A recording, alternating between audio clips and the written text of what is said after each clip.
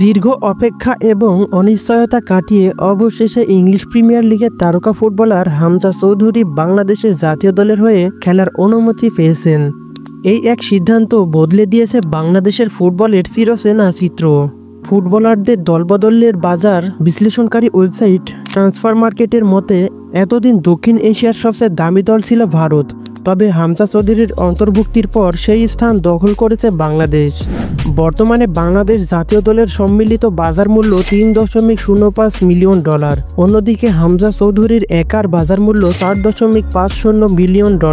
তার অন্তর্ভুক্তির ফলে বাংলাদেশের মোট বাজার মূল্য দাঁড়িয়েছে $7.55 মিলিয়ন, যা দক্ষিণ এশিয়ার মধ্যে সর্বোচ্চ। ভারত যেখানে $5.86 মিলিয়ন মূল্যে দ্বিতীয় অবস্থানে নেমে গেছে।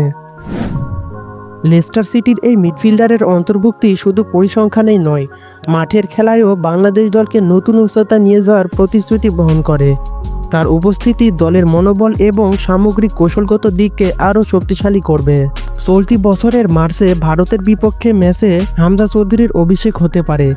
এটি শুধু একটি ম্যাচ নয়, বরং বাংলাদেশ ফুটবলের জন্য নতুন যুগের সূচনা। হামজার অন্তর্ভুক্তি মাঠে এবং মাঠের বাইরে বাংলাদেশকে এক নতুন উচ্চতায় নিয়ে যাবে। বাংলাদেশ ফুটবল ফেডারেশন এখন আরও পরিশীলিত পরিকল্পনা ও কাঠামোগত উন্নয়নে মনোযোগ দিচ্ছে।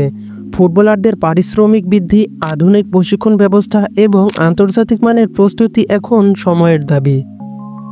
এই ছিল আজকের ভিডিও। ফুটবল দুনিয়ার সকল খবর সবার আগে পেতে আমাদের সাথে যুক্ত থাকুন। ধন্যবাদ।